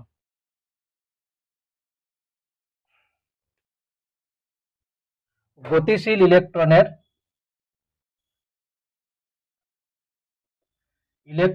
ডি ব্রগলি তরঙ্গ দৈর্ঘ্য, মানে ইলেকট্রন যদি গতিশীল হয় তাহলে তার করেসপন্ডিং ডি ব্রগলি তরঙ্গ দৈর্ঘ্য কত হচ্ছে। ক্লিয়ার? হ্যাঁ। তো এখানে আমি যে এই যে লিখেছি ল্যামডা সমান H/P, P মানে √2mE, ল্যামডা সমান H/P, P মানে কত হচ্ছে √2mE, এটা তো লিখেছি। এবারে কি বলছি যে একটা ইলেকট্রন একটি ইলেকট্রন যদি ভি বিভব প্রভেদের মধ্য দিয়ে যায়, তবে তার গতিশক্তির কি পরিবর্তন হয়, E/V। একটু আগে পড়েছি না, একটা ইলেকট্রন যদি ভি বিভব প্রভেদের মধ্য দিয়ে যায়, তাহলে এখানে যে তড়িৎকৃত কার্যটা হবে সেটা কত E/V। একটি ইলেকট্রন ভি, মানে 1 ভোল্ট নয়, ভি যে কোনো হতে পারে, তার মধ্য দিয়ে গেলে যে কৃতকার্যটা হবে সেটা কত হবে E/V, আধান ইন্টু বিভব প্রভেদ। এটাই কি হবে গতিশক্তির পরিবর্তন। প্রথমে কি ছিল, স্থির ছিল, মানে গতিশক্তি কত ছিল 0, পরে গতিশক্তি হচ্ছে 12 mv²। তার মানে গতিশক্তিকে আমি লিখতে পারি কত, ই ইন্টু ভি। আমরা তো একটু আগে লিখেছিলাম half M V square, half M V square. এটাই হচ্ছে কি কণাটার গতিশক্তি, যেটা হবে কি এই গতিশক্তি বাড়তে পারে কমতে পারে, তবে যেহেতু প্রথমে স্থির ছিল তাহলে গতিশক্তি এখন বেড়েছে। কত হয়েছে গতিশক্তি বেড়ে, হাফ এম ভি স্কোয়ার, তাহলে গতিশক্তির পরিবর্তন কত হতো, ডেল্টা কাইনেটিক এনার্জি সমান ডাব্লিউ অল না। তো ডেল্টা কাইনেটিক এনার্জি কত হচ্ছে, half M V square minus zero সমান ডাব্লিউ অল। এখানে তড়িৎকৃত কার্য আধান কত, ই, বিভব প্রভেদ কত, ক্যাপিটাল ভি। তার মানে অ্যাকচুয়ালি এটা কি গতিশক্তি, গতিশক্তি কত দেওয়া আছে, ইলেকট্রন আধান গুণ কত বিভব প্রভেদের মধ্য দিয়ে নিয়ে যাচ্ছি। এখানে যদি বসিয়ে দিই ল্যামডা সমান H by root over 2m, ইর জায়গায় ক্যাপিটাল ইর জায়গায় কি লিখবো, স্মল ই ক্যাপিটাল ভি। এখানে টার্ম গুলো কি হচ্ছে, এম হচ্ছে কি ইলেকট্রনের ভর, কেন কি আমি তো ইলেকট্রনেরই বার করছি না। এখানে কণা কোনটা, ইলেকট্রন, ইলেকট্রনের ভর। ই তো ইলেকট্রনের আধান। এইচ প্ল্যাঙ্কস কনস্ট্যান্ট, এগুলো সবই ধ্রুবক, এগুলো সবই ধ্রুবক।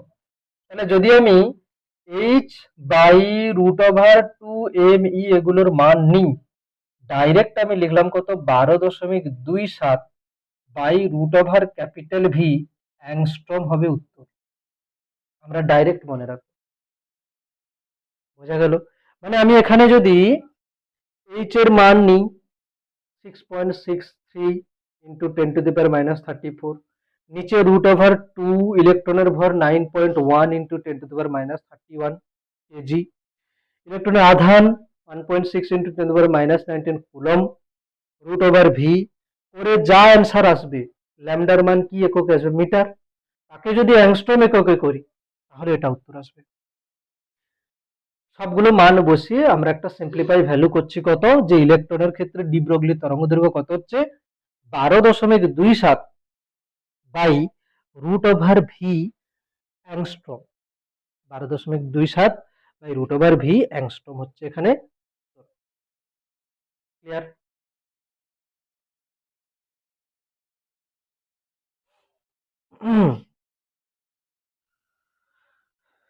এটা দিয়ে করলে কি হবে, অঙ্ক তাড়াতাড়ি হয়ে যাবে।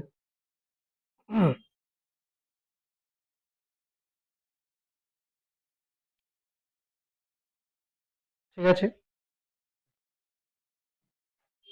এই সাইডটা বুঝছি, এই সাইড কি বলা হচ্ছে যে, হ্যাঁ ইলেকট্রন গতিশীল হলে তার সঙ্গে তরঙ্গ হচ্ছে একটা, ঠিক না, এর একটা তরঙ্গ দৈর্ঘ্য বেরোতে পারে। এবারে কি বলা হচ্ছে যে, আমরা যে বাস্তবে যে বস্তুগুলো গতিশীল হতে দেখি, ধরো কেউ সাইকেল চালিয়ে নিয়ে যাচ্ছে, তাহলে ওখানেও তো বস্তু গতিশীল। আমি একটা ক্রিকেট বলকে ছুড়ে মেরেছি, সেক্ষেত্রেও বস্তু গতিশীল। সেক্ষেত্রে দেখা গেল একটা উদাহরণ দিয়ে যদি দেখা যায়, এখানে একটা উদাহরণ ধরো আমি বললাম যে একটি বস্তুর ভর, ধরো আমি একটা বলের কথা বলছি 10 গ্রাম, তাকে আমি কত বেগে ছুঁড়েছি, ধরো 5 মিটার/সেকেন্ড বেগে ছুঁড়েছি। এর যদি আমি ল্যামডা সমান এইচ বাই টি মানে এমভি বসিয়ে যদি ক্যালকুলেট করি, এর তরঙ্গ দৈর্ঘ্য এত ছোট আসে, দেখা যাবে হয়তো 10⁻30 পাওয়ারে আসছে। কেন, কেন কি এইচ এর মান তো 10⁻34 হয়ে আছে না। তো সেই যে যে তরঙ্গ দৈর্ঘ্যের মান আসছে, তরঙ্গ দৈর্ঘ্য এত ছোট, তো সেটাকে আমরা তরঙ্গ বলে ভাবি না। মানে বাস্তবে যে বস্তুগুলো গতিশীল হচ্ছে তাদের করেসপন্ডিং যদি কোনো তরঙ্গ দৈর্ঘ্য হয়, সেই তরঙ্গ দৈর্ঘ্য এতই ছোট, ওকে আমরা তরঙ্গ বলে ভাবতেই পারি না। তার মানে কি, ডি ব্রগলি যে প্রকল্পটা হচ্ছে, মানে পদার্থ তরঙ্গের যে তরঙ্গ দৈর্ঘ্যটা হচ্ছে, বাস্তবে যে সমস্ত বস্তু গতিশীল হচ্ছে আমরা দেখতে পাচ্ছি, তাদের করেসপন্ডিং কোনো তরঙ্গ এরকম কিছু আসছে না। হচ্ছে কোনগুলো, ইলেকট্রন খুব দ্রুত গতিশীল হচ্ছে, সেক্ষেত্রে হতে পারে প্রোটন, মানে কি কোনো সাব অ্যাটমিক পার্টিকেল যেগুলো আছে খুব হালকা, সেক্ষেত্রে যে তরঙ্গ দৈর্ঘ্য আসছে বা তাদের বেগ হচ্ছে কি যেরকম হচ্ছে, সেই অনুযায়ী তরঙ্গ দৈর্ঘ্যের একটা সিগনিফিকেন্স আছে। এই জন্য একটা কোশ্চেন হতে পারে কি যে, মাইক্রোস্কোপিক সরি ম্যাক্রোস্কোপিক, ম্যাক্রো মানে কি বড়, ম্যাক্রোস্কোপিক যে বস্তু জগৎ আমাদের, সেক্ষেত্রে পদার্থ তরঙ্গের তরঙ্গ দৈর্ঘ্য যেটা, সেটা কি কোনো সিগনিফিকেন্স আছে? কি করব, এটা পেজ নাম্বার 280-তে দেখ কি বলছে, গতিশীল ইলেকট্রনের ডি ব্রগলি তরঙ্গদৈর্ঘ্যের নিচে আছে কি পদার্থ তরঙ্গের তরঙ্গদৈর্ঘ্যের মান সম্বন্ধে আলোচনা। প্রথমে দেখ 1 নম্বরে একটা ইলেকট্রনের তরঙ্গদৈর্ঘ্য বার করেছে, কিছু একটা মান এসছে। তারপরে একটা উদাহরণ ধরে 10 গ্রাম ভরের বস্তুর বেগ 10 মিটার পার সেকেন্ড হলে তার একটা তরঙ্গদৈর্ঘ্য এসছে কত, প্রায় 10⁻³ অর্ডারে। এই তরঙ্গদৈর্ঘ্যের মান এতই কম যে একে পরিমাপ করার কোনো কার্যকর পদ্ধতি নেই। এই জন্য কি বলছে, উপরে আলোচনা থেকে সিদ্ধান্তে আসা যায় দৈনন্দিন জীবনে যে স্থূল বস্তু সমূহ, স্থূল মানে কি আকারে বড়, স্থূল বস্তু সমূহকে আমরা পর্যবেক্ষণ করি তাদের ক্ষেত্রে ডি ব্রগলি প্রকল্পের কোনো ব্যবহারিক গুরুত্বই নেই।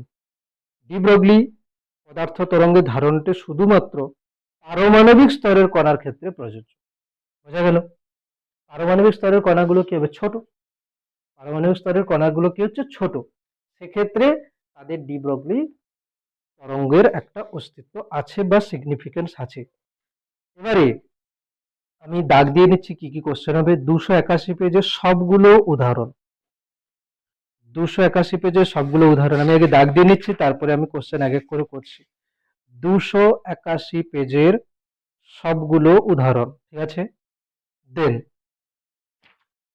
দেন তারপরে আছে 283 পেজের উদাহরণ 1, 2, 3, উদাহরণ 1, 2, 3, 1, 2, 3, 4, 6, 1, 2, 3, 4, 6 হলো 1, 2, 3, 4, 6। তারপরে চলে আসবো হর্সের হচ্ছে 7, 9, 10, হর্সের 7, 9, 10, 11, 12, 13, 14, তারপরে হচ্ছে 16, 17, দেন 18, 18 পরে হচ্ছে 21। 21 এর কোশ্চেনটা দেখ, বলছে তাপমাত্রার সঙ্গে কোনো গতিশীল কণার ডি ব্রগলি তরঙ্গদৈর্ঘ্যের সম্পর্ক কি। একটু আগে দেখিয়েছি তাপমাত্রার সঙ্গে ওই যে কণার গতিশীল যে ছিল তার ডি ব্রগলি তরঙ্গ কি ছিল, ল্যামডা প্রপোর্শনাল টু 1/√T। এক উত্তর আছে দেখ, ল্যামডা প্রপোর্শনাল টু 1/√T। একবার পড়ে নিস এখানে। 22 এর কোশ্চেন কি আছে, একটি গতিশীল কণার বেগ যদি আলোর গতিবেগের কাছাকাছি হয় তাহলে ডি ব্রগলি তরঙ্গদৈর্ঘ্য কত। শোন একবার বলে দিই, হচ্ছে যখন এটা বলে দিই একবার। বলছে একটি গতিশীল কণার গতিবেগ যদি আলোর গতিবেগের কাছাকাছি হয় তাহলে তার ডি ব্রগলি তরঙ্গদৈর্ঘ্য কত হবে। শোন, ডি ব্রগলি তরঙ্গদৈর্ঘ্য ল্যামডা সমান কি h/mv, কি না। ডি ব্রগলি তরঙ্গ কি হচ্ছে, ল্যামডা সমান h/mv। ভি হচ্ছে কি এর এখন গতিবেগ, ঠিক আছে। এম হচ্ছে কি গতীয় ভর। এই যে বেগ, এই বেগ যখন আলোর গতিবেগের কাছাকাছি যাবে তখন এর ভর কিন্তু আইনস্টাইনের আপেক্ষিকতা বা তত্ত্ব অনুযায়ী আস্তে আস্তে পরিবর্তন হবে। এম এর মান আমি এখানে কত লিখবো, m0/√1 - v/c এর হোল স্কয়ার। দেখিয়েছি এখানে মানটা বসিয়ে দিতে হবে। এখানে ল্যামডা সমান কত আসবে, ল্যামডা সমান h/m এর জায়গায় বসাবো m0/√1 - v/c এর হোল স্কয়ার ইন্টু ভি আছে উপরে। তাহলে উত্তর কি দাঁড়িয়ে যাবে, ল্যামডা সমান h/m0 ইন্টু ভি, আর এই রুট পুরো উপরে চলে যাবে 1 - v/c এর হোল স্কয়ার। দেখ বইতে উত্তর এটা আছে। তাহলে কেন ফর্মুলাটা বলেছিলাম এখানে এই যে কাজে লাগছে। ক্লিয়ার হলো? তাহলে হর্টসের 22 হবে, এরপরে হর্টসের 23, হর্টসের 22 এর পরে 23 হলো। 23 করার পরে চলে যাব এমসিকিউতে। কতগুলো এমসিকিউ আছে সেগুলো দেখব। এমসিকিউতে করবে কি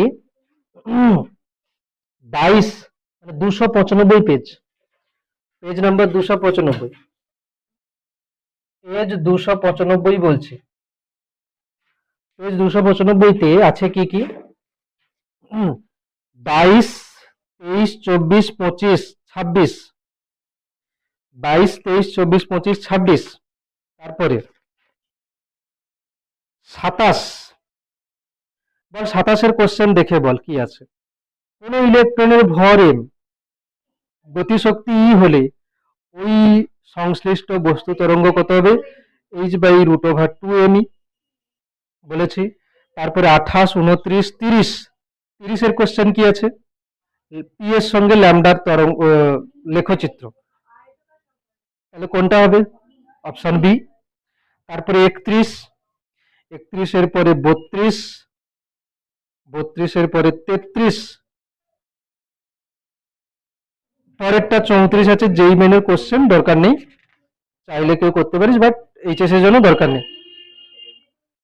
33 এরটা বল, করেছি এক্ষুনি।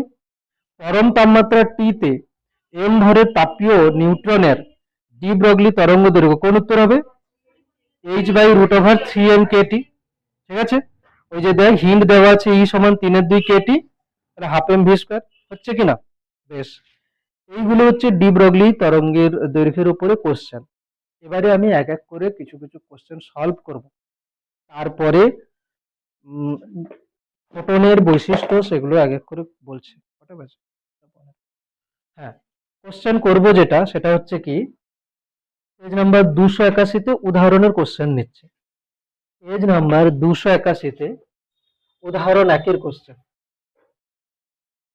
পেজ 281, উদাহরণ 1-এর কোশ্চেন।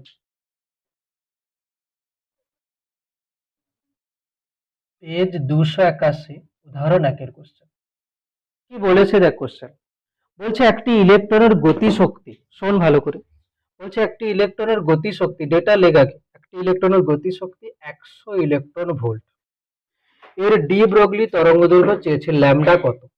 ক্লিয়ার হয়েছে, একটা ইলেকট্রনের গতি শক্তি 100 ইলেকট্রন ভোল্ট, এর ল্যামডা চেয়েছে, ঠিক কিনা।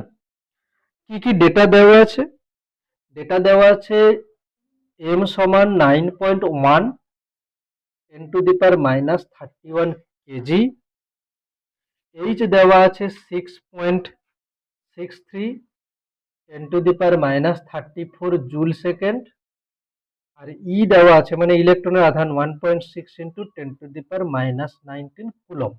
বেশ, এবার এর মান বার করতে হবে, তাই তো, ল্যামডা বার করতে হবে। তো বল ল্যামডা সমান ফর্মুলা কি, h/mv, h/p, h/p, ঠিক না। কিন্তু প্রবলেম হচ্ছে এখানে কি দেওয়া আছে, গতি শক্তি, তাহলে আমাকে কি করতে হবে, ল্যামডা সমান h/p মানে করতে হবে √2mE।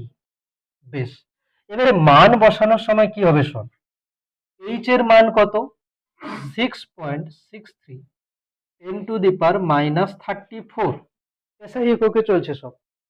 নিচে কি আসবে, √2m, m কত, m হচ্ছে এখানে ইলেকট্রনের ভর 9.1 10⁻31 কেজি, ইন্টু ইলেকট্রনের যে গতি শক্তি, ইলেকট্রনের যে গতি শক্তি সেটা কত, 100 ইলেকট্রন ভোল্ট। শক্তি দেখ, আমি পুরো ক্যালকুলেশন কিসে চলছে, এসআই এককে, এইচ এর এসআই একক নিয়েছি, এম এরও এসআই একক নিয়েছি, তাহলে শক্তির এসআই একক কি, জুল, তাহলে ইলেকট্রন ভোল্টকে আমাকে প্রথমে কি করে নেওয়া উচিত, জুলে। আচ্ছা, 100 ইলেকট্রন ভোল্ট, 1 ইলেকট্রন ভোল্ট মানে কত, 1.6 × 10⁻19 জুল, হয়েছে। 1 ইলেকট্রন ভোল্ট মানে এত জুল, 100 ইলেকট্রন ভোল্ট মানে এত। এইগুলো সব করার পরে উত্তর কিসে আসবে, মিটারে, এসআই একক। এটা একটা প্রসেস, অল্টারনেটিভ প্রসেস। মেথড 2, এগুলো ক্যালকুলেশন করতে কিন্তু যথেষ্ট সমস্যায় পড়তে হবে, নাকি না, ক্যালকুলেশন করতে কিন্তু হেভি ক্যালকুলেশন আছে, একে করতে গেলে ক্যালকুলেটর দেবে না, এই জন্য আমরা কি প্রসেসে যাব। মেথড 2 তে কি হচ্ছে, আমরা ইলেকট্রনের ডি ব্রগলি তরঙ্গ দৈর্ঘ্য পড়েছি 12.27 √V অ্যাংস্ট্রম, ঠিক কিনা বল, এটা পড়েছি। আচ্ছা এখানে বল 12.27, কিন্তু ভোল্টেজ কত, কি করে বুঝবো? দেখ ইলেকট্রনের গতিশক্তি 100 ইলেকট্রন ভোল্ট, মানে ইলেকট্রনকে কত বিভব প্রভেদের মধ্যে দিয়ে পাঠানো হয়েছে? 100 ভোল্ট। ইলেকট্রনকে কত বিভব প্রভেদের মধ্যে দিয়ে পাঠানো হয়েছে? 100 ভোল্ট। তাহলে ভি এর মান কত? 100। তাহলে √100 যদি হয় অ্যাংস্ট্রম এককে, ইলেকট্রনের গতিশক্তি 100 ইলেকট্রন ভোল্ট, মানে ওকে 100 ভোল্টের মধ্যে দিয়ে পাঠানো হয়েছে 12.27/√100 মানে 10, মানে হবে কত? 1.227 অ্যাংস্ট্রম, মানে উত্তর হবে 1.23 অ্যাংস্ট্রম প্রায়। উত্তর কি আছে বইতে দেখ।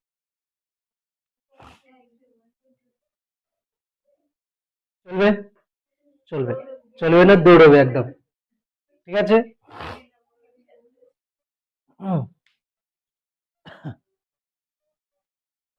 কেউ যদি চাস যে মাস্টার শর্টকাট পদ্ধতি চাইছে না, তখন কি করবি? সবগুলো বসাবি, বসিয়ে উত্তর যে এখান থেকে যেটা আসছে সেটা বসিয়ে দিবি। এগুলো সব বসানোর পরে উত্তর যেটা আসছে এখানে বসিয়ে দিবি। কি লিখবি? এখানে লিখবি 1.227 ইন্টু 10⁻⁻10 মিটার সমান 1.227 অ্যাংস্ট্রম উত্তর। মাস্টার বুঝিয়ে দিবি, ঠিক না?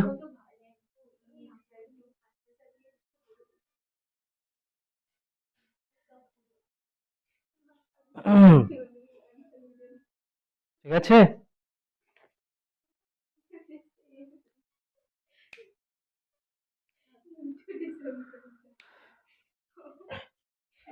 সিমিলারলি উদাহরণ 5-এর কোশ্চেন করা যাবে। একটি ইলেকট্রনের গতিশক্তি 500 ইলেকট্রন ভোল্ট, তাহলে ডি ব্রগলি তরঙ্গ দৈর্ঘ্য কত? একটি ইলেকট্রনের গতিশক্তি কত বলছে? 500 ইলেকট্রন ভোল্ট, তাহলে ডি ব্রগলি তরঙ্গ দৈর্ঘ্য কত হবে? করা যাবে না? 500 ইলেকট্রন ভোল্ট মানে কি? 5-এর কোশ্চেন, এর গতিশক্তি দিয়েছে 500 ইলেকট্রন ভোল্ট, তাহলে আমি কি করব? ল্যামডা সমান 12.27 বাই √500 অ্যাংস্ট্রম। গতিশক্তি 500 ইলেকট্রন ভোল্ট, মানে 500 ভোল্টের মধ্যে দিয়ে পাঠানো হয়েছে। 12.27 বাই, একে আমি লিখলাম √5 গুণ √100। ক্যালকুলেশন এখানেও আছে, দেখ 12.27/10। আচ্ছা √5 কে কি করব এবার কি করব √5 কে? শোন, 12, এটা হবে কত? 1.227, তাই তো? 10 দিয়ে ভাগ করে দিয়েছি। আর কি করলাম? এখানে 5 করে দিলাম, এখানে √5 করে দিলাম, মানে উপর নিচে √5 করে দিলাম। আচ্ছা তারপরে কি হবে? একে হচ্ছে 5 দিয়ে ভাগ করে দিচ্ছি প্রথমে। একে 5 দিয়ে ভাগ করলে কত হবে? দশমিক, 5 দিয়ে 10, ঠিক আছে? 12, 5 4 20, 2, 5 5 25, 27, 5 4 20, আর √5 অ্যাংস্ট্রম। এবারে কথা, √5 এর মান কত? √5 এর মান কত? বল √5 এর মান কত? হ্যাঁ √5 এর মান কত? হ্যাঁ 2 পয়েন্ট সামথিং, সেই সামথিংটা কত? 2 পয়েন্ট সামথিংটা কত? দেখ কিছু কিছু মান সবসময় 2.4, কিছু কিছু মান মনে রাখা উচিত। দেখ √2 মান কত? √2 মান কত? 1.414। ওই চুপ কর। √2 মান কত? 1.414। 1/√2 মান কত জানিস? 1/√2 মান কত জানিস? হ্যাঁ কোথায় পড়েছিস বলতো 1/√2 মান? মনে নেই? আরে কোন নয়, IRMS সমান I0/√2, 0.707 I0, ভুলে গেছি, 0.707 1/√2 মান। ঠিক, তারপরে √3 মান কত? 1.732, ঠিক না? √4 এর মান জানি, √4 এর মান 2 হচ্ছে। আচ্ছা, আর কি? যদি √5 এর মান আর √7 এর মান কোথাও থেকে পাওয়া যায়, বাদ বাকি সব করা যাবে। √5 এর মান কত? 2.23, আর √7 এর মান কত? 2.64। মনে রেখে দিস, মনে রেখে দিস।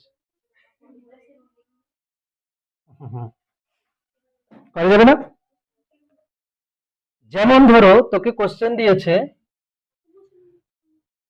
কি, একে কি হবে? 0.2454 গুণ √5 এর মান কত হবে? 2.23 অ্যাংস্ট্রম। গুণ করে দিয়ে হয়ে যাবে, ঠিক আছে না? ধরো কোশ্চেন ছিল শক্তি হচ্ছে কত?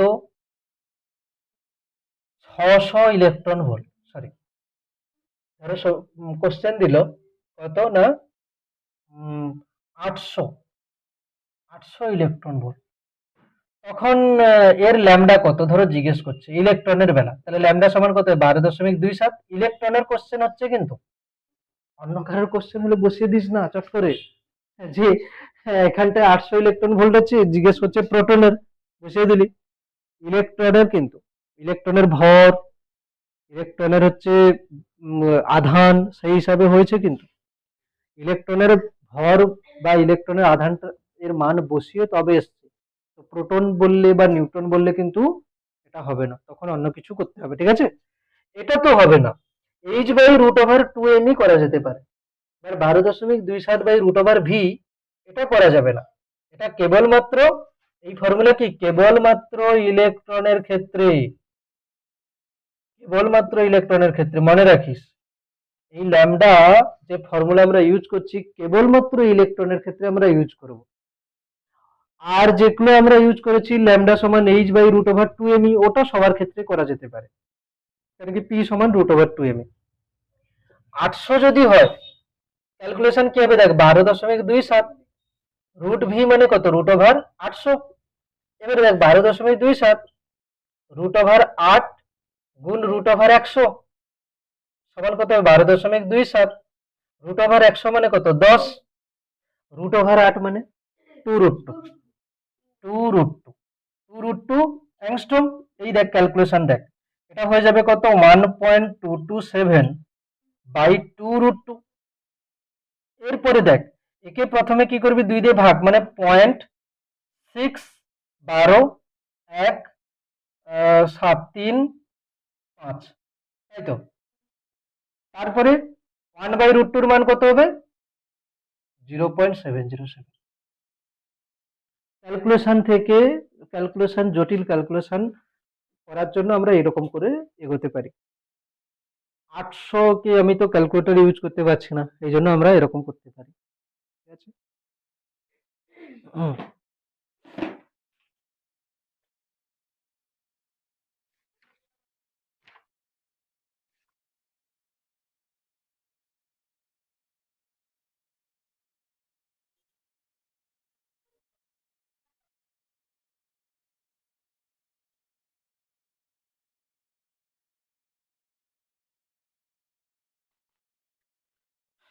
বাকি যে উদাহরণের কোশ্চেন বা হটসের কোশ্চেন দেওয়া হলো, সেগুলো বাড়ি গিয়ে সবাই দেখিস, ঠিক আছে? মানে 283 পেজের যে উদাহরণের অঙ্ক আছে বা হটসের যে অঙ্ক আছে, সেই অঙ্কগুলো বাড়ি গিয়ে একবার দেখতে হবে। ক্লিয়ার?